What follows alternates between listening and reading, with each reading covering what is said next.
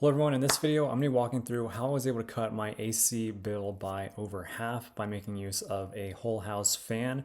And the way these whole house fans work is in the early morning and evening hours when it's cooler outside, you run your whole house fan, you open up your windows and doors to suck all that cool air in, and then after about 20 or 30 minutes, you close all your windows and doors so that when it heats up outside, you still have that cool air inside your house, so you don't need to run your AC as much, if at all.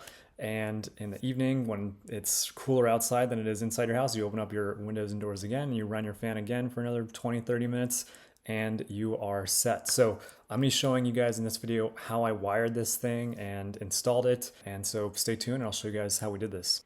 The first step is making a cutout in the drywall to your attic, and the ideal location is as central of a location as possible so that when your whole house fan is on, it is going to be sucking that cool air from outside in through as many bedrooms and living areas as possible.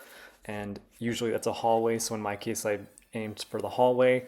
I only have a single story house, but if you have a two-story house, you want to put it on the highest story possible because that warm air is going to rise. So what's going to happen is this cutout we're making is going to suck all that hot air inside your house and push it into the attic. And then once it's in the attic, it's going to get pushed out through the O'Hagan vents or the ridge cap vent, whatever types of vents you have in that attic, or how all that hot air is going to get blasted out. It's going to have the added benefit of cooling down your attic as well, which again reduces how hot your house gets inside.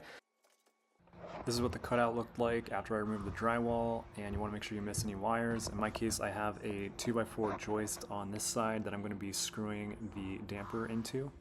In this next part, I am taking the damper and I am putting it through the cutout, and I'm going to be pushing it into place. There are tabs on 3 of the faces here that hold it on the drywall around the 3 sides, and then the one side that doesn't have a tab is where I am going to be screwing the screws into to secure it to that 2x4 joist I had next to it, and that's going to let me keep this thing in place while we continue with the installation.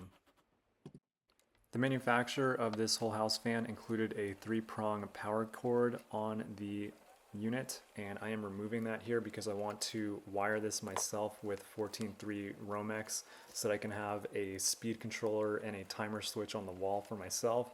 So what I'm doing here is I am removing the nuts, the wire nuts on the connections that they have here, and I am going to be also removing the plastic clamp connector that's securing the black sheathing of the power cord onto the metal box so that I'm able to thread in my own Romex in the next step. Now I am adding a metal clamp connector onto the end of the metal box so that I can install my 14.3 Romex and have it properly secured so that we don't run into any issues with it potentially shorting down the road. And then I'm able to thread in my 14.3 Romex, and to secure the stranded metal wires that this manufacturer included that go to the actual motor on this fan to the solid copper from the 14.3 Romex, I am using lever nuts, and these are just a lot easier for me to do than the acorns that pretty easily come off. So that's what's going on here. And it's a lot easier to do this on the ground and not in the attic than in the attic. So highly recommend just doing this while you have easy access without breaking your back up in that dense hot attic. So yeah. The next step for me was making the cutout in the drywall in my hallway so I could have a 2-gang electrical box for controlling the whole house fan from my hallway. So in my case, I'm using an oscillating saw with a vacuum just to try to keep the debris down.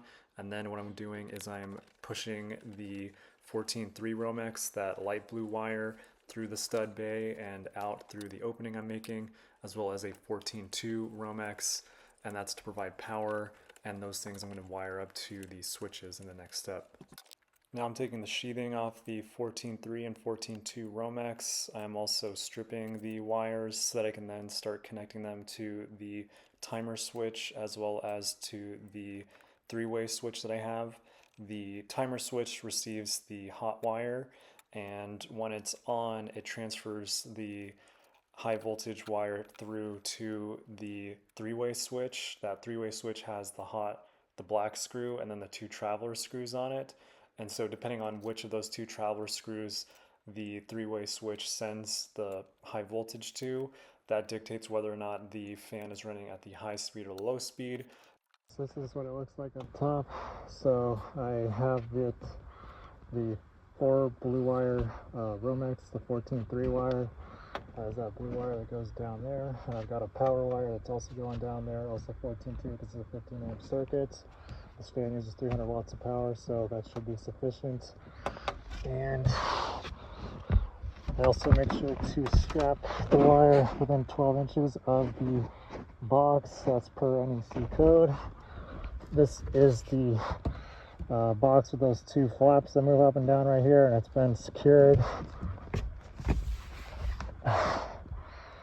So it's looking good. Had to be careful to miss those wires right here, but we made it. And then one of the last things I did is I put this nylon strap on here just to support it, so we keep that fan pointing more perpendicular down there than like straight up into the roof or something. So yeah, this is what things look like up here. And here's what things look like now. So on my timer switch, if I push the 10-minute mark, it's going to turn the fan on for 10 minutes. And when I flip the three-way switch, it makes it either a high or low speed. So I just flipped it up, that makes it the high speed.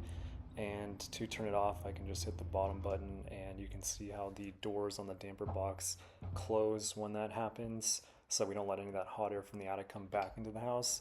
And you can just touch another button and set it for another 10 minutes to run, and you can see how those doors open back up when that fan is pulling that air up and out of your house.